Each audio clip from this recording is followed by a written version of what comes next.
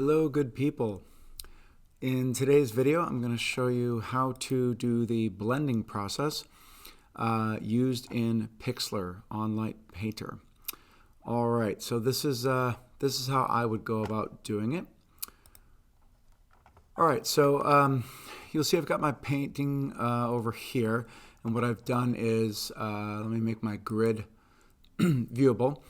So I've basically just gone through, I had my reference grid here, and I just went through and I sampled by pressing the letter I, and I brought the color picker, and I chose the local value of each grid square, and then tried to replicate it over here, which makes it look a little bit like a mosaic.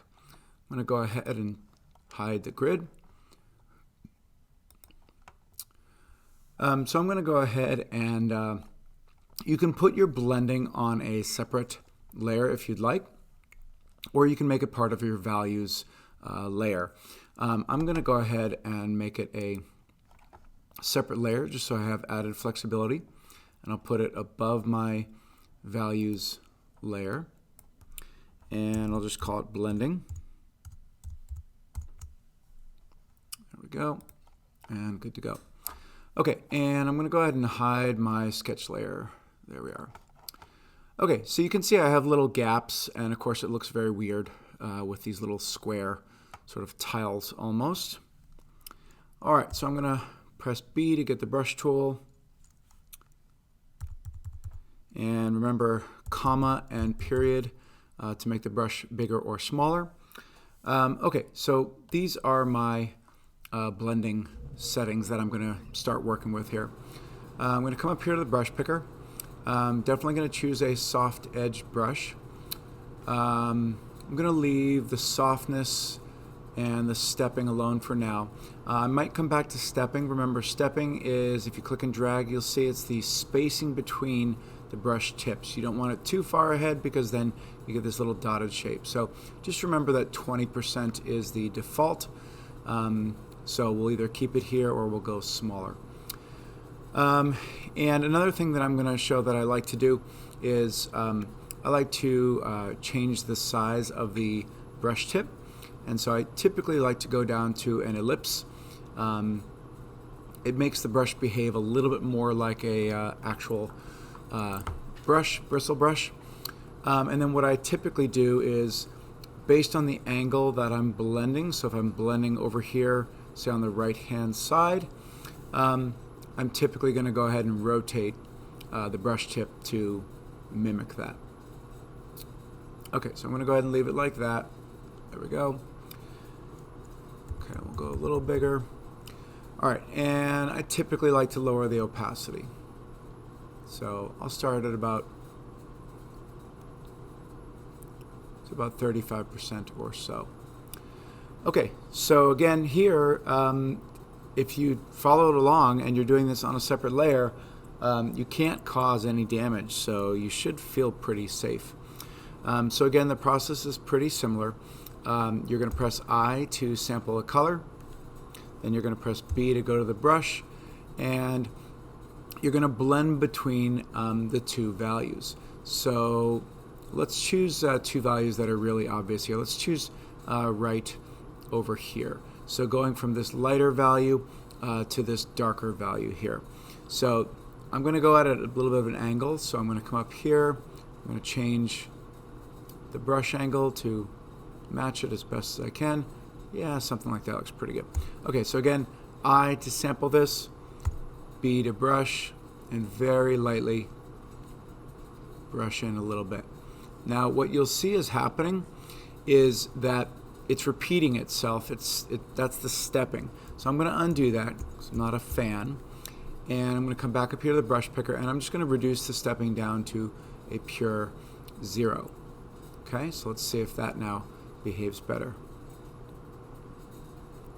Okay, yeah, so that's better. So I like that now. There's no stepping.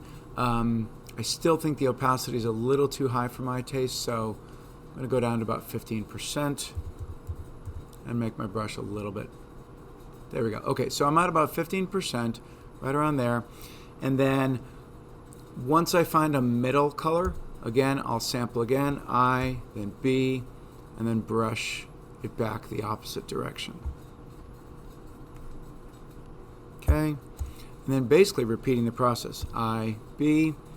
Now again, most painting programs have a color picker tool. Like in Photoshop, you hold down Alt or Option, and then when you lift up, you're back in the brush tool. I wish Pixlr had a temporary key, so it's just I, B. So it's one extra press. It's not the end of the world, but it would be nice. And so you just keep blending. So this is really it. I'm not going to make you watch me do this, but what I will do is I will continue the process, and then in the next video you'll see how I've done a much more general blending, blended all these little tiles for smoother transitions. And then the next step would be doing any of the textural details, these little spots over here, any of these kinds of sort of natural texture stripes. And then the very last video would be adding in color to this grayscale. So again, I'll do one last session here, one last round. So I tap on a value, then B, brush it lightly in until I see a middle color now, a new middle color. Sample it. Get it there. And again, the three things that you would probably change on a regular basis is the opacity, the size, and the angle of your brush. So now I want to, you see I'm seeing this transition here. I don't like that. So again, I'll sample the darker color, B, maybe go a little larger. Again, I think the opacity is pretty, there we go. And I think once you find an opacity that works for you, you can probably settle on it. I don't want this to be totally smooth because I do like seeing some of the brush strokes in there. I do want this to have a painterly feel. I want it to look like someone has actually made this, that we can actually see those brush strokes in there. I don't want it to be completely perfectly computer smooth. And again, if you go in and you brush in too much dark or too much light, just I, sample, B, and just brush back in so you get that nice balance. I do wish, the thing that's really missing here is that there's no pressure sensitivity. I have a drawing tablet, and it's a decent one at that, but unfortunately, Pixlr doesn't offer it. Maybe soon they will. So I'm just going in and softening these. Again, the lower the opacity, it means the more you're going to have to go over that area. So have patience, and we'll get this looking right.